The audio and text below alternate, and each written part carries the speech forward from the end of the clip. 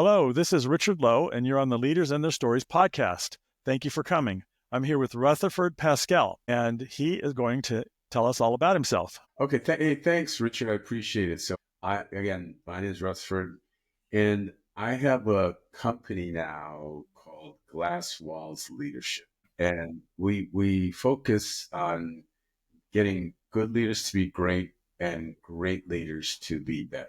So, I spent 30 years in leadership in the pharmaceutical biotech space, and started as a representative and grew to a sales training, first line leader, second, third, fourth, and then head of sales position. So bring 32 years of experience in leadership to this company, Glass Walls Leadership, which I'm hoping to share with as many people that want to get better, want to grow, want to be better than good. Good is not good enough. You got to be great. And greatness helps many, many people. Good is fine. Great is outstanding. Well, especially in these days with everything changing so rapidly, you better have a better game than anybody else. Yeah, you got to differentiate yourself in order to grow your culture, to grow revenues, to continue to achieve in the market. You just have to continue to evolve and get better and work on yourself.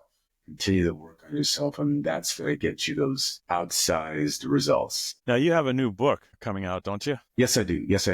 I'm excited. I'm really, really excited about the new book because in the last couple of years, and especially when I started the company, people would ask me what I did to grow my career, get promoted 8 times. And when I was coaching people one-on-one, I would ask them to do a couple of things after they told me what was getting in their way, what they wanted to do. I would ask them to do 1 or 2 things. And the response I got back was always like, oh, that's easy. That's good. I never heard about that.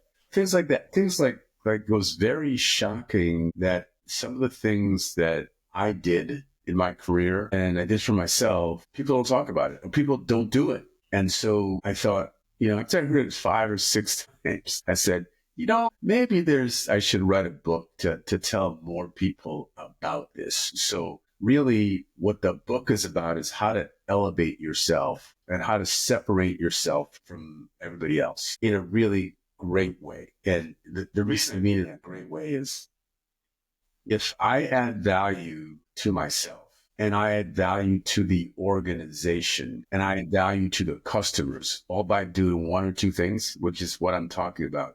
Doing 1 or 2 things that add value, all 3, me, the company, and the client customer, you are going to grow. You are going to get better. And it's been demonstrated time and time again, putting these little things in place will help make a difference dramatically to the outcome.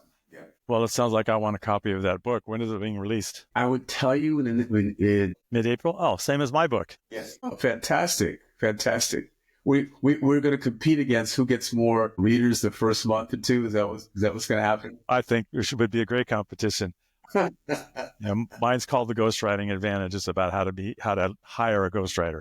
And I've never seen a book about that. And it's actually fairly large. It's almost 400 pages. So, Richard, mine is completely opposite. I'm the advantage to me, the thing we have in common is the 4, right? Mine is like 43 to 45 pages. Okay. Period. So the reason is I wanted people to, this is really more like a workbook. I started thinking about it as a workbook because I really want to just have like people read it and go, oh, I'm going to do this. Oh, I'm going to do these 2 points and go.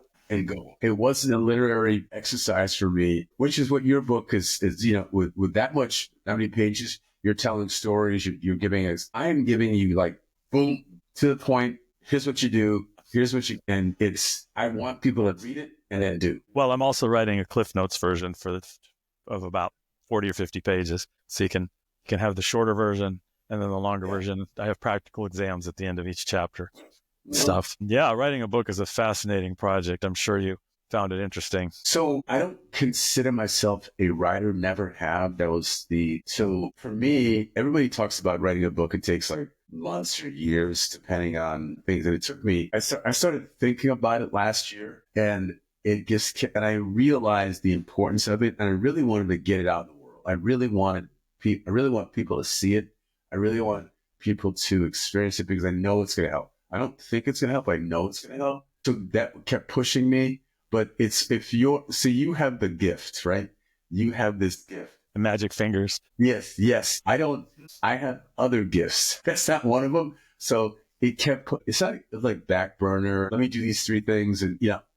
And I had to spend weekends just, focusing on it, 2, 3, 4 hours, at a time, 1 hour a day, just to and I rewrote it 4 or 5 times. And I'm after slight revision later this week. I sent the manuscripts to 5 people to give me critical feedback. And because it's so short, it wouldn't take them a long time. And the last person that I'm hearing from is tomorrow. And so after tomorrow, I should be able to go ahead and do all of the pertinent upgrades to it. And then we'll see. I will see that in hopefully 3 weeks or so, 3 or 4 weeks. Interesting. And I see you have a very, very diverse career in pharmaceuticals and stuff, and pulmonology, gastroenterology, and all that kind of thing. Of course, One thing I know about gastroenterology is they knock me out and stick tubes in places that I don't like. Yes. So I should say, fortunately, our product, the where they would stick something would be down your throat. It wouldn't be anywhere else in your body. Right. That's that part. Either one had the same. Well, there was less prep for the one down the throat. Yes. Both of them were easy. I had a place that was really simple. I mean, you go in, it's really streamlined, and you get it done, and you're gone. The only thing you have to have somebody bring you home, and that's it. So, and I was fine to drive, I thought, but I thought it'd be wise to not drive. Yes, I think you were very wise in this decision. Yes. Well, I've never drank or smoked or anything, so I decided, I do not want to have the traffic stop unnecessarily, and then have to explain why I was stupid enough to drive home against doctor's orders. That's a slightly embarrassing conversation with the police officer. Slightly embarrassing and potentially disastrous, depending on how it goes. Yeah, and I watched the videos on TV, on YouTube about people who get stopped and get all Karen-y, mad and stuff. Like, that's not the way you talk to a cop. Not, or any human, especially a police officer. Yes. Yeah. Somebody who's armed and has a license to shoot. Yeah, it's probably not a good idea to get on the bad side. Yeah. Besides, I respect cops and I respect military and stuff. So, my father was a police officer for years in a different country, and it's a tough and sometimes thankless occupation. Oh yeah, especially these days, it tends to be very thankless. So I'm one of those guys who always just walks up and talks to them, shakes their hand, says hi, start a conversation, just because, and they seem to appreciate it. Yeah, and it's funny because you talk about that, and my thing is leadership, right? So I always think about how we can do better than everything. The good thing and the bad thing about what I do is leadership is industry agnostic, right? Every industry rises and falls on leadership. If you think about, we're talking about police that are in a great place. I live in Scottsdale. I'll tell you, Scottsdale was phenomenal, fantastic. The statistics and what they've done in officer-involved shootings and things, it's tremendous. How they interact with the communities is spectacular. And others are, because of some of the leadership in some of those areas, are not that way. So no matter where you go, you find great leadership and poor leadership. Right. And that's the thing I think about. I don't know if you're a sports fan, but it's incredible that you see organizations who lose for 30 years and they don't sniff the playoffs. And you're like, why? It's the leader. Don't ask why. It's always the leaders. It's always the leaders. It's that, and the problem is everybody knows it except the leader. Well, they say that one rotten apple can ruin the basket, but truth is, a rotten apple at the top ruins the entire orchard, whatever. I love that. I like that, Richard. The entire orchard. I might steal that in a future. You may do so, but you have to send me royalties. I will give you all the credit. I'll give you all the credit. But yeah, I think that is correct. You just think you see companies going down, not evolving the way they should, not caring about the people. It's always the leader. You saw it through the pandemic where there was two organizations in the exact same field. One thrived, actually did better than they did before, and the other one failed. And it's just because of the leadership. Always. Yeah, it's amazing. And people wonder why. You're like, well, listen to what he or she says, listen to what he or she does, listen to what the people under that CEO, leader, manager, whatever says and does, and you'll find the answer. That's always the answer. I read a book, one of my favorite books is written by a ghostwriter called The Other Guy Blinked.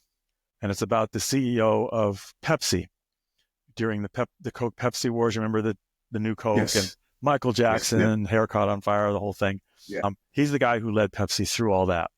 And the book is a quick read, and it really goes into the story of true leadership. Of course, his ghostwriter wrote the book to promote him, so there's that bias in there. But it really goes into what leadership is, how they reacted, how quickly they reacted, how they were able to.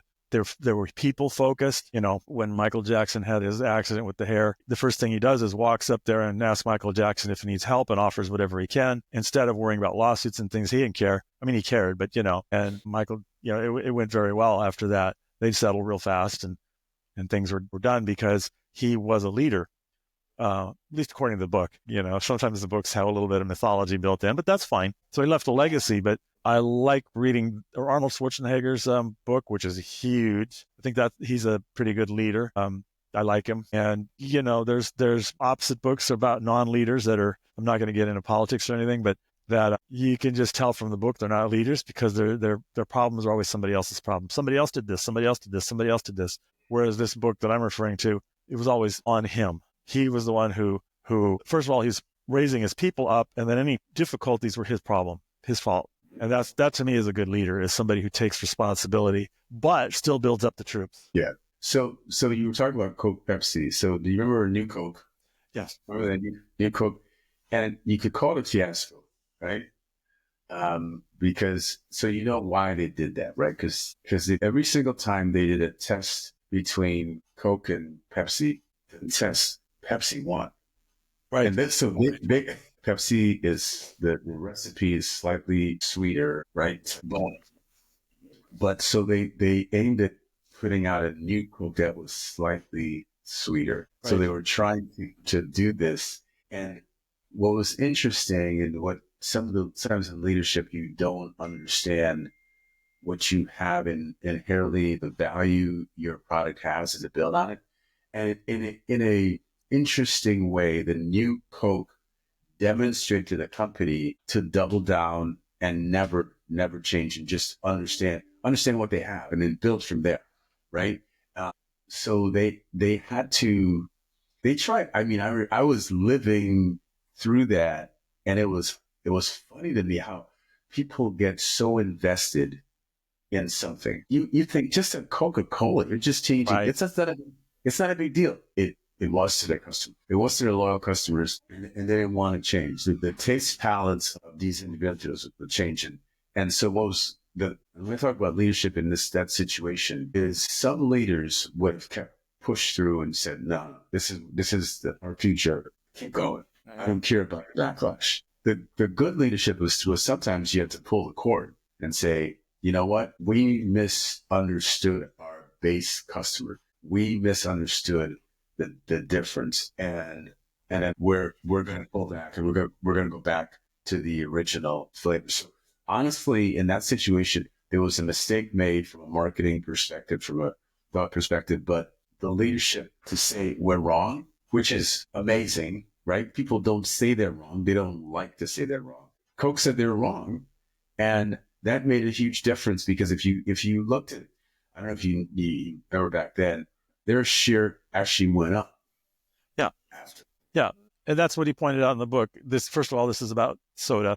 It's not really that important when you get down to it. And it's fun. He made it fun. And then he said, yeah, and now Coke's bounced back at the end, and that's fine. That's the way it goes. That's part of the game. You have this, And now they're super huge companies. And they've figured out that they could buy every other beverage category, and then Pepsi owns what, Lay's, yeah, Frito-Lay's, and yeah, they own so many other food categories. It's important. So they grew in another place. So Coke and Pepsi are like Republican and Democrat. They need each other. right. It's an ecosystem that you can't just have one. If you had one, it wouldn't be as impactful as having two. And now they really understand. If you think about this, right? Think about the last time you ever heard them go after each other on an ad. They don't do that. They go after specific customers, Right. or they'll come out with a new flavor to grow the beverage market, but they don't go after each other. Well, let me tell you a secret of good writing, and it's an important secret. The boring books versus the non-boring books.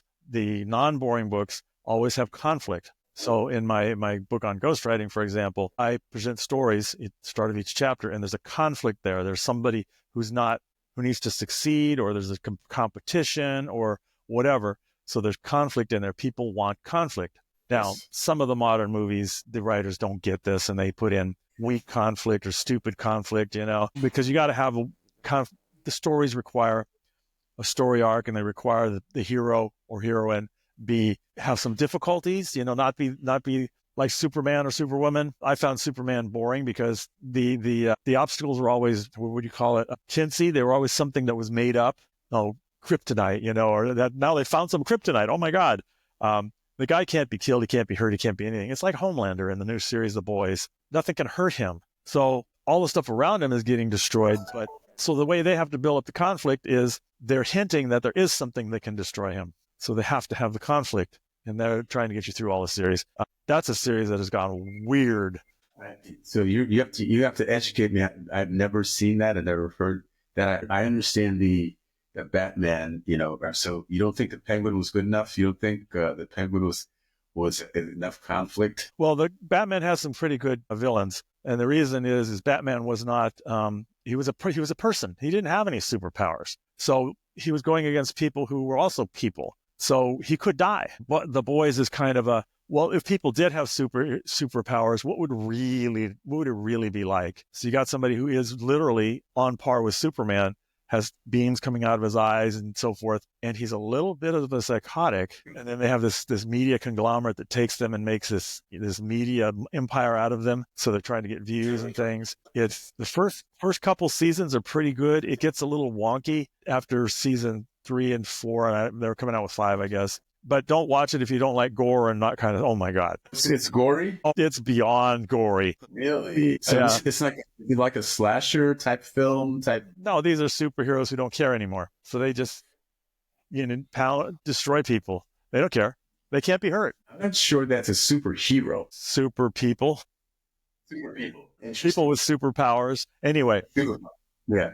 So whenever you write about a person's superpower, you box yourself into a corner, because how can they be hurt? Captain Marvel's one of those. She can't be hurt. She's the most powerful being there is. Well, then you got to invent something to hurt her, or you've got a really boring story. They just went with the boring story when they made her. She has the most boring story of all. It's nothing, because nothing can hurt her. That even writing nonfiction, put the conflict in, and you'll get a lot more people reading the story, reading your book. You have to have now yours is that. It's called story brand is one way to do it. There's other ways, but you just have this hero villain kind of thing, and you have it built in where there's something to overcome. I don't know why you're in a company and you don't know why your leadership isn't working. That's a problem. Now you got a problem. You got a little conflict. Then you got somebody who is, say, a little arrogant, and how come he's succeeding? Because he's, now you got some conflict there, and then the more you don't want to overdo it. Anyway, that's if you look at life, we get bored and degrade when we don't have conflict in our lives. We want some conflict. That's why we make games. So it's what's interesting. So let me say this to you about conflict and leadership. So there's never been a company. I'm going to say this. I'm thinking There's never been a company that doesn't go through different arcs, right? Nothing is linear, right? There's always some type of dip as far as belief, as far as uptake, in what product. There's always a situation. So many companies have come on the brink of disaster in their mind, because there's either they read the market wrong, or they were slightly early. They didn't understand the competiting. So the conflict is, what strategy are you using to get out of that? And if you have a team, a board, or whatever, there's always going to be differing opinions, Well, right? a big conflict sorry, go ahead. Sorry. A big conflict that happens in most companies now with tech is called the hype cycle. And you saw it with the metaverse. Everybody's spending millions and billions and hundreds of billions of dollars to do the metaverse. So that's on the high end of the hype cycle. It's like a steep curve up where everybody thinks, oh my God, there's money here. Reach the top, and then it crashes because everybody realizes there's not as much money here as they thought, or it overbuys, or whatever the reason is. And then it comes down to a new normal, and more sanity. And AI is going through that now. It's at the top of the hype cycle. Real soon, it's going to go boom. And that's just the way it is. You see, so I will say, when you say it's at the top of the hype cycle, I'm not positive it's reached it yet. It has not reached it yet, but it will reach it this year. Yeah, okay. That's true, because it's basically, you can't, if you're a startup company and you don't say AI is involved in it some way, you're like, where's the AI? So AI is involved in everything, and probably it doesn't need to be in some of those things, right? So there's absolutely a hype cycle, right, going on with AI. No question. And then it becomes commoditized, and then it becomes normal, like the cloud. The cloud went through a big hype cycle. Everybody's jumping on the cloud. You see all the cloud. Now it's just normal. Everybody's in the cloud or going to the cloud. They've all heard of it. It's just a commodity to sell, and you don't get the hype cycle anymore. But I will say the company, so Microsoft. So let me tell you, let's say a little bit about the cloud and Microsoft. So there's only been 3 CEOs at Microsoft. The company's been around for 49 years, something like that. And they've had 3 CEOs, Gates, Steve Ballmer, and Satya Nadella is the CEO now. Their market cap, when Steve Ballmer left in 2014, their market cap was $400 billion, which is huge. Satya Nadella, when he put in place, one of the first things he did was he threw more of the company's assets and time into the cloud. I remember. He did all this. And from 2015, when he got in, to 2021, the market cap of the company went from 400 billion to 2.7 trillion. No. So it's interesting you say the hype cycle. Yeah, I think the hype was over, but there's always people who take certain things and do it better, right? It's what I call it, the football mentality, like it's blocking and tackling. The greatest teams in football, what we're going to run. We're going to run it every third down, and we're still going to beat you, right? With the Philadelphia Eagles, they have this tush-push. Everybody knows they're going to run it on 3rd or 4th and 1. It doesn't matter. We're still going to execute better than you.